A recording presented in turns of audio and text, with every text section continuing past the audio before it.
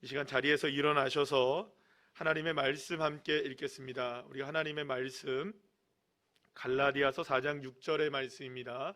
신약성경 306쪽입니다. 제가 가진 성경으로 신약성경 306쪽 갈라디아서 4장 6절에 있는 말씀, 우리 다 같이 함께 한 목소리로 합독하시겠습니다. 너희가 아들이므로 하나님이 그 아들의 영을 우리 마음 가운데 보내사 아빠 아버지라 부르게 하셨느니라. 아멘. 자리에 앉으시겠습니다. 할렐루야. 옆에 있는 분들과 인사 나누겠습니다. 반갑습니다. 감사합니다. 또 온라인으로 예배를 오늘도 하나님 앞에 예배드린 여러분 한 분 한 분들에게도 하나님의 은혜가 풍성하게 임하기를 간절히 소망합니다. 오늘은 갈라디아서 4장 6절에 있는 말씀을 가지고 아빠 아버지 하나님이라는 제목으로 함께 은혜를 나누려고 합니다. 한번 따라할까요? 아빠 아버지 하나님. 아빠 아버지 하나님, 얼마나 좋은 말입니까? 우리가 사실은 기도할 때마다 하나님을 아버지라 부르게 되죠. 그리스도인이라면 사실은 하루에도 몇 번이나 이 표현을 아마 사용할 것이라고 저는 생각을 합니다. 여러분, 그 아빠 하나님이라고는 잘 안 하실지도 모르겠는데 아버지 하나님은 여러분들 많이 부르시죠? 아버지 하나님은 많이 부르실 거라고 생각을 합니다. 그러니까 한번 따라할까요? 아버지 하나님. 아버지 하나님. 아버지 하나님, 얼마나 좋은 말입니까? 자, 그런데 우리가 함께 생각해 봐야 할 것이 있습니다. 그렇다면 정말로 하나님은 나의 아버지이십니까? 혹시 말로만 하나님을 아버지라고 부르고 있는 것은 여러분 아닐까요? 저는 저는 아빠를 대학생이 이렇게 되면서 아빠라고 더 이상 부르면 안 되겠다는 생각이 제가 들었었어요.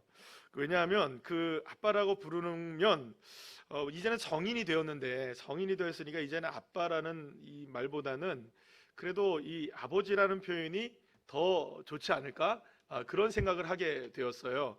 그래서 이제 좀 점잖잖아요. 아버지 하는 게 얼마나 점잖아요. 그래서 이제 아빠라고 부르고 있다가 대학생이 돼서는 아버지 이렇게 불렀어요. 그런데 제가 처음으로 아빠를 아버지라고 부르는 날 아버지 표정을 아직까지 제가 좀 기억을 해요.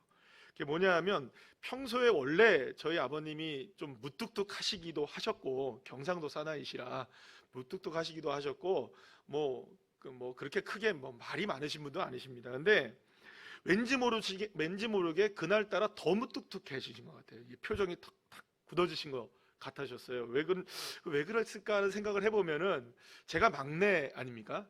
막내가 아빠 부르다가 갑자기 아빠가 뭐가 된 겁니까? 아버지가 되니까 이게 왠지 모르게 좀 서운한 마음이 있었던 것 같은 그런 표정이 아직까지 제가 기억에 남아요. 근데 이제 아빠라고 부르다가 아버지라고 불러놓으니까 여러분 다시 아빠로 돌아갈 수 있을까요, 없을까요? 그 굉장히 힘들더라고요. 한 번 아빠가 아버지가 된 이후로 다시 아버지에서 아빠로 돌아가기는 굉장히 어려워요. 그래서 그 이후로부터는 끝까지 뭐가 됐습니까? 계속 아버지 이렇게 불러요.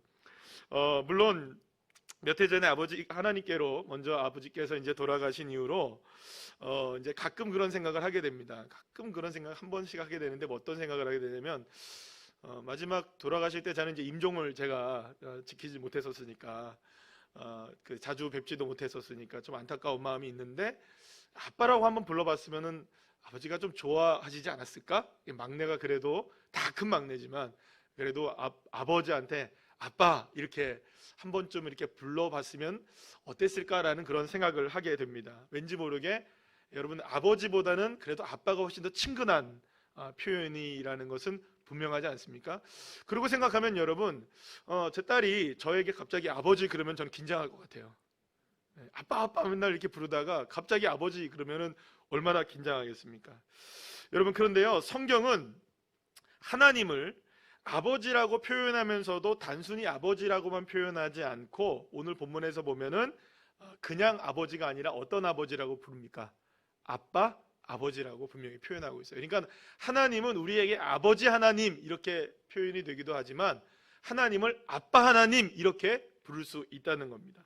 그러니까 어쩌면 이 아빠라는 단어는 사랑의 마음을 다 담아서 하나님을 아빠라고 부를 수 있는 그런 관계가 누구와의 관계가 되었다는 것일까요? 하나님과 저와 여러분의 모든 관계가 그만큼 친밀함이 높은 그 어떤 뭐랄까요? 아버지의 느낌보다도 훨씬 더 친밀한 정말 더 가까운 그런 관계가 아빠라는 단어로서 주님은 우리에게 표현하게 하셨다는 것입니다. 이 말 안에는 하나님이 우리를 아들, 딸로 귀하게 여기신다는 의미가 분명히 담겨져 있다고 생각을 합니다. 하나님은요, 저와 여러분을 결코 조카나 이웃집 자녀들처럼 그렇게 대하지 않으십니다. 우리를 자녀로, 정말로 친밀한 아들, 딸로 주님이 삼으시고 계신다는 것이죠. 여러분, 물론 성경에는 보면은 하나님과 우리와의 관계를 여러 가지 측면으로 이렇게 표현하는 것들이 많습니다. 어떤 것을 표현하고 있냐면, 예를 들어서 예수님과 우리와의 관계를 신랑과 신부와의 관계로 표현하기도 합니다. 그만큼 친밀한 관계를 표현하는 것이기도 하고요. 또한 그 시편에 보면은, 또 많은 성경에 보면은 하나님과 우리와의 관계를 양과 목자와의 관계로 표현하기도 합니다. 그래서 요한복음에서도 예수님께서는 목자와 양과의 관계로 분명하게 말씀을 하지 않습니까? 그러니까 어떻게 보면 양과 목자라는 것은 목자를 따라다니는 양, 그죠? 양이 꼭 이제 목자의 음성을 들으면서 그런 관계를 유지한다. 또 혹은 조금 더 엄중한 그런 그 표현을 본다면 상전과 종, 주인과 종의 관계로도 표현되고 있는 것을 보게 됩니다.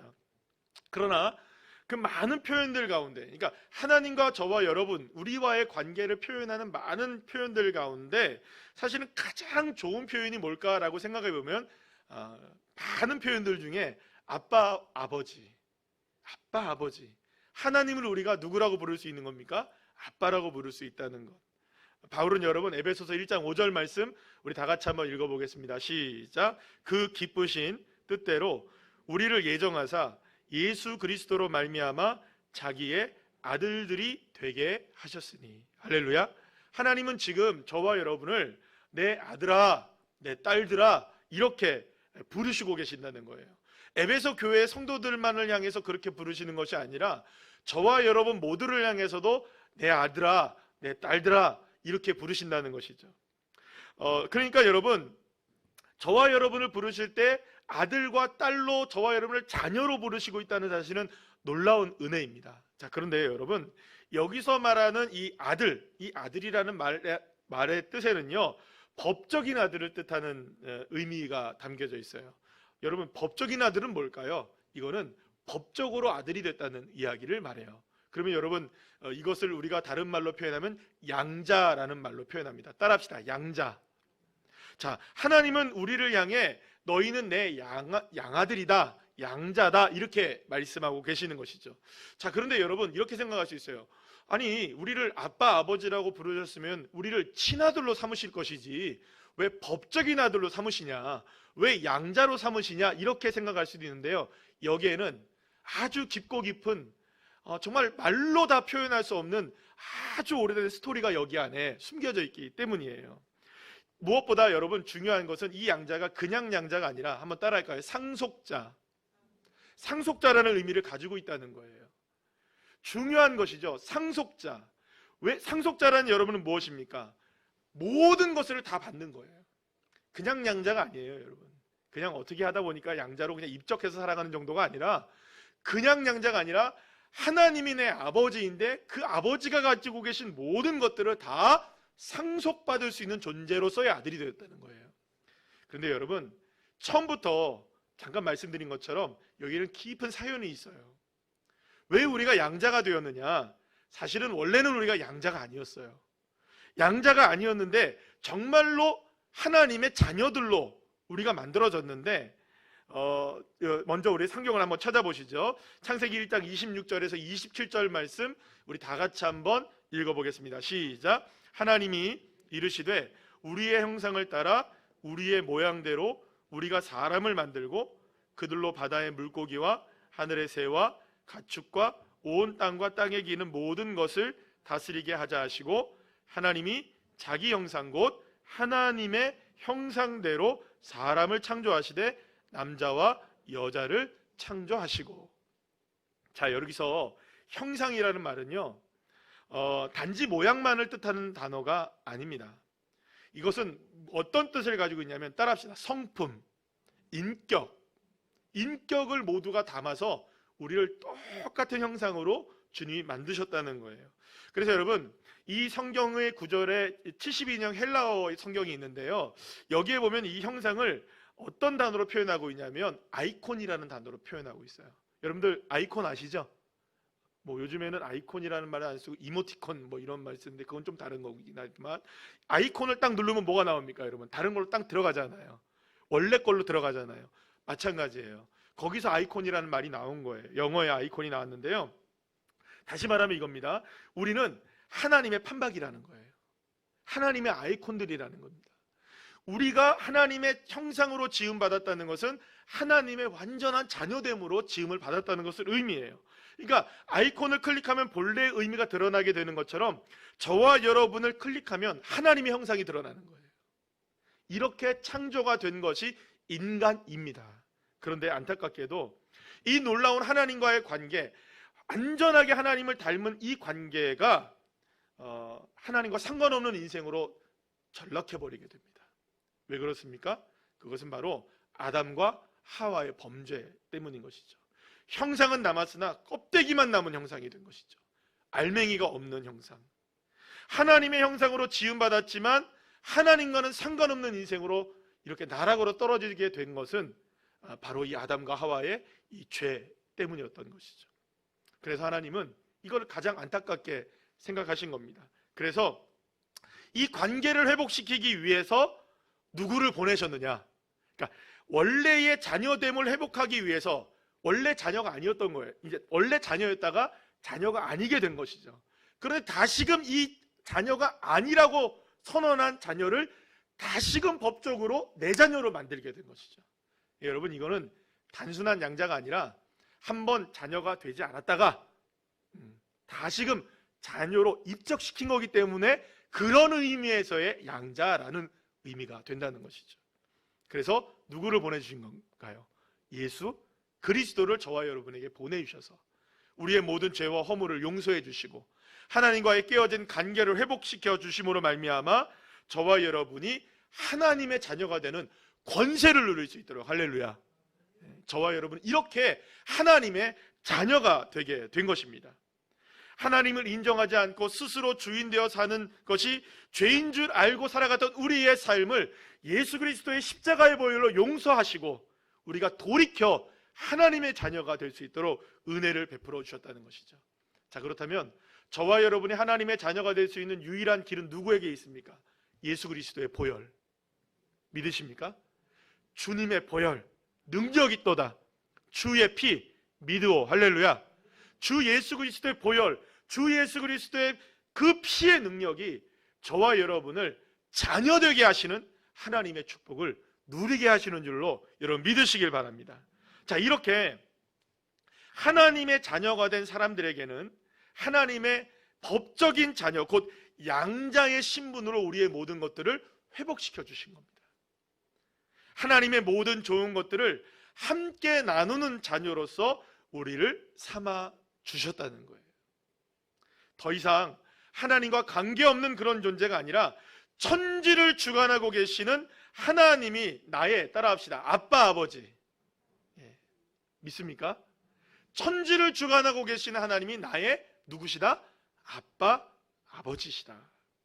자, 그래서 여러분, 인간이, 피조물인 인간이 누릴 수 있는 가장 놀라운 축복 가운데 하나는 뭐냐면 하나님의 자녀가 되는 거예요. 그래서 여러분, 이것을 우리가 지난주 주일 오후 예배 때 함께 살펴봤는데요, 이것을 권세라는 표현으로 쓰고 있는 거예요. 자, 요한복음 1장 12절 말씀 우리 다 같이 함께 읽어볼까요? 시작. 영접하는 자, 곧 그의 이름을 믿는 자들에게는 하나님의 자녀가 되는 권세를 주셨으니. 할렐루야. 자, 그런데 이 권세를 알기 위해서는 먼저 하나님이 어떤 분이신 줄을 여러분들 알아야 하는 거예요. 자, 그렇다면 여러분, 여러분들에게 하나님은 어떤 분이신가요? 그런데요, 우리에게 하나님이 어떤 분이신가가 더 중요한 것보다 하나님이 본래 어떤 분이신가를 아는 것은 정말로 중요한 일입니다. 여러분들 하나님이 어떤 분이신지 잘 알고 계시죠? 하나님은 천지를 만드신 분이십니다. 그러니까 모든 것들을 주관하고 계십니다. 그러니까 온 우주 만물의 삼라만상을 하나님의 손안에 두고 계신 분이십니다. 그러니까 모든 것을 소유하신 분이세요. 하나님에게 부족한 게 있으실까요? 없으실까요? 없으신 거예요. 온 땅과 온 우주를 지금도 운행하고 계시고, 지금은 우리를 구원하실 뿐만 아니라 저와 여러분에게 날마다 복을 베푸시고 은혜 베푸시기를 원하시고 우리에게 평강 주시는 분이 누구시냐? 하나님이시라는 거예요. 여러분, 그래서 우리가 찬송에 있지 않아요? 하늘을 두루마리 삼고 바다를 먹물을 삼아도 한없는 하나님의 사랑 다 기록할 수 없겠네. 할렐루야. 여러분, 신명기 28장 12절 말씀 우리 다 같이 함께 읽어볼까요? 시작. 여호와께서 너를 위하여 하늘의 아름다운 보고를 여시사 내 땅에 때를 따라 비를 내리시고 내 손으로 하는 모든 일에 복을 주시리니 내가 많은 민족에게 꾸어줄지라도 너는 꾸지 아니할 것이요. 할렐루야. 아멘. 하나님은요, 자녀들에게 하나님의 보고를 아낌없이 열어주시는 분이에요. 그러니까 하나님이 가지고 계신 보고가 어떤 것이냐, 이거는 뭐 종류를 나열하지 않아도 됩니다. 따라합시다. 모든 것. 하나님의 보고 안에는 무엇이 들어있을까요? 모든 것이 다 들어있는 거예요. 믿습니까? 다시 한번 여쭤봐야겠어요. 하나님의 보고 안에는 모든 것들이 다 있습니다. 믿습니까? 믿습니까? 믿으셔야 합니다. 하나님의 보고는 그거는 놀라운 축복입니다. 근데 그것을 누구에게 여시냐? 자녀들에게 열어주시는 거예요. 그래서 우리가 하는 모든 일에 복을 주시고 우리가 온전하게 때를 따라 비를 내리시는 축복으로 우리에게 역사해 주신다. 그 무엇도 아끼지 아니하신 하나님. 그게 누구의 마음이시냐? 자녀를 향한 하나님의 마음이신 줄로 여러분 믿으시길 바랍니다. 자, 그런데 여기에서 이제 저와 여러분이 느끼는 조금 괴리감이 이제 생기기 시작하죠. 자, 그렇다면 이렇게 생각할 수도 있는 거예요. 자, 그토록 하나님은 자녀들에게 하늘의 아름다운 보고를 여셔서까지 우리에게 아낌없이 무엇인가를 복을 내려주시기를 원하시는 하나님이라고 분명히 말씀을 하시는데 왜 나에게는 하나님이 인색하실까? 왜 나에게는 인색하실까? 여러분, 이런 생각을 한 번쯤은 해보지 않으셨나요? 그러나 여러분, 우리가 알아야 할 한 가지가 있습니다. 비록 지금은 내게 가장 좋은 것을 주시지 않는 것처럼 보일 수는 있습니다. 그러나 하나님은 결국 자녀를 버리지 않으십니다. 그리고 그 자녀를 끝까지 책임지시고 인도해 가시며 하나님의 은혜를 맛보게 하십니다. 때로는 여러분, 힘겨운 고난의 시간을 보낼 수도 있습니다. 물론 고난의 시간을 보내는 것 자체는 우리에게 너무나 힘겹습니다. 오늘로 뉴스를 보니까 작년에 코로나 첫 번째 환자가 발생한 지 오늘로 1년이 된 날이라고 하네요. 1년 동안 여전히 지금도 어렵지만 참 우리 고생들 많이 하고 수고도 많이 하셨습니다. 사실은 이 고난 자체가 축복은 아닐 수도 있어요. 왜냐하면 고난은 그 말 그대로 정말로 우리를 어렵게 만드는 것이니까요. 그러나 여러분, 이 고난을 통해 하나님은 우리에게 귀중한 것을 깨닫게 하십니다. 바로 따라합시다. 하나님의 마음, 하나님의 뜻, 그것을 알게 하시는 거죠. 베드로전서 5장 10절 말씀입니다. 우리 다 같이 한번 읽어볼까요? 시작. 모든 은혜의 하나님 곧 그리스도 안에서 너희를 부르사 자기의 영원한 영광에 들어가게 하신 이가 잠깐 고난을 당한 너희를 친히 온전하게 하시며 굳건하게 하시며 강하게 하시며 터를 견고하게 하시리라. 할렐루야. 고난은요, 우리를 하나님의 은혜 안에 더욱더 견고하고 강하게 세웁니다. 그래서 여러분, 고난은 유익이라고 고백하는 겁니다. 물론 고난 자체가 유익은 아닐 수 있고 또 하나님이 우리를 결코 고난 가운데 빠뜨려서 우리를 막 어렵게 일부러 만드시는 그런 모진 하나님은 아니십니다. 그러나 중요한 것 있죠. 부모는 자녀의 고난을 외면하지 않습니다. 결코. 참된 부모라면. 로마서 8장 26절 28절 말씀 우리 다 같이 한번 읽어볼까요? 시작. 이와 같이 성령도 우리의 연약함을 도우시나니 우리는 마땅히 기도할 바를 알지 못하나 오직 성령이 말할 수 없는 탄식으로 우리를 위하여 친히 간구하시느니라. 마음을 살피시는 이가 성령의 생각을 아시나니 이는 성령이 하나님의 뜻대로 성도를 위하여 간구하심이라. 할렐루야. 사랑하는 여러분, 오늘 우리 함께 공동체 성경 읽기에서 함께 읽었던 말씀이 뭐냐면 시편 119편이었어요. 시편 119편이 176절이에요. 성경에서 가장 길어요. 그것만 읽는데 20분이 걸려요. 사실 그게 굉장히 길기 때문에 사실은 그거를 한 번에 한숨에 다 읽는 것에 성공하는 케이스가 그렇게 사실은 이런 경우가 아니면 많지가 않아요. 인내하며 읽어야 돼요. 자, 그런데 그 내용이 전부가 뭔지 아십니까? 시편 119편의 말씀의 전부의 내용을 보게 되면 이 시인은 다양한 상태의 고난을 겪습니다. 정말로 이런저런 모습의 모든 고난을 다 겪어요. 사람에게, 또 이런 사건을 통하여, 이런 일들을 통하여, 저런 일들을 통하여 수없이 많은 고난을 겪는데 그 고난 속에서 이 시인이 그 모든 것에 고백을 하는데 어떤 고백을 하느냐? 내가 이런 고난 가운데 하나님의 말씀을 깨달았사옵니다. 하나님의 말씀을 알게 되었습니다. 하나님의 말씀을 읊조리게 되었습니다. 그러면서 그가 고백하는 게 뭐냐? 이 고난을 통해 오직 여호와 하나님의 말씀의 놀라운 능력을 깨닫게 되었습니다. 할렐루야. 사랑하는 여러분, 고난으로 인하여서 우리가 힘겨운 삶의 여정을 겪고 있을 때 결코 우리가 홀로가 아님을 여러분 믿으시길 바랍니다. 주님이 말할 수 없는 탄식으로 우리를 위해서 기도하고 계시고 우리가 걸어가고 있는 삶을 도우시며 인도하시며 저와 여러분을 위해서 기도하고 계시는 분이 주님이신 것을 믿으시면 아멘 합시다. 그렇기 때문에 오히려 어려움을 겪을 때 우리는 하나님을 더욱더 아빠 아버지라고 부르는 자녀로 서 있어야 됩니다.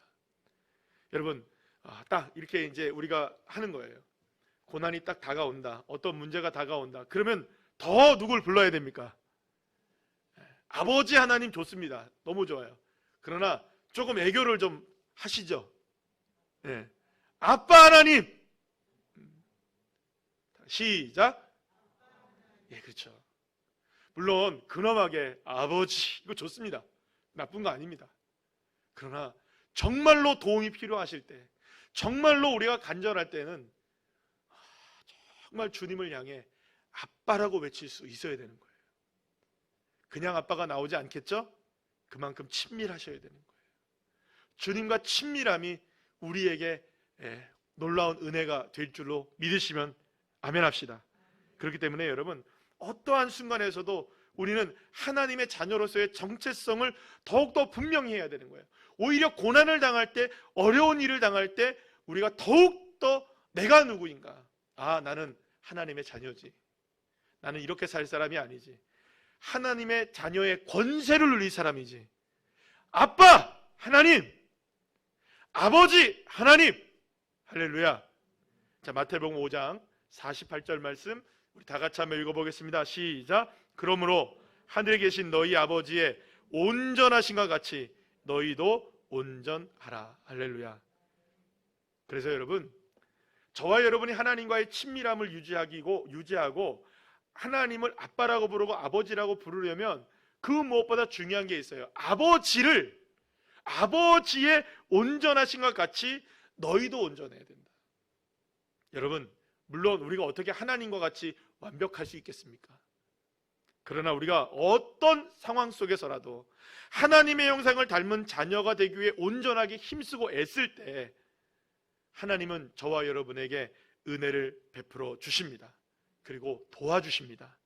아빠 아버지를 외치는 자에게 주님이 도와주시는 것이죠. 그래서 여러분, 오늘 본문 말씀 갈라디아서 4장 6절 말씀 우리 다 같이 한번 읽어볼까요? 시작. 너희가 아들이므로 하나님이 그 아들의 영을 우리 마음 가운데 보내사 아빠 아버지라 부르게 하셨느니라. 할렐루야. 사랑하는 여러분, 하나님이 성령님을 우리 가운데 보내셔서 우리가 누구를 부르는 겁니까? 아빠, 하나님을 뭐라고 불러요? 아빠 아버지라고 부를 수 있는 거예요. 그러니까 성령님이 우리와 함께 계시기 때문에 우리는 얼마든지 하나님을 아빠 아버지라고 부를 수가 있게 되는 것이죠. 다시 말하면 이런 겁니다. 우리가 온전히 주님을 바라볼 수 있도록 주님이 언제나 우리를 도와주신다는 것이죠. 그렇기 때문에 날마다 우리가 해야 할 간구가 있어요. 따라합시다. 온전히 주님을 바라볼 수 있게 해주세요. 온전히 주님을 바라볼 수 있게 해주세요라고 날마다 우리가 기도를 해야 하는 것입니다. 어떠한 상황 속에서도 주님을 닮기를 원합니다. 주님으로 충분합니다. 할렐루야. 이 믿음의 고백이 저와 여러분에게 풍성하게 임하게 되기를 간절히 소망합니다.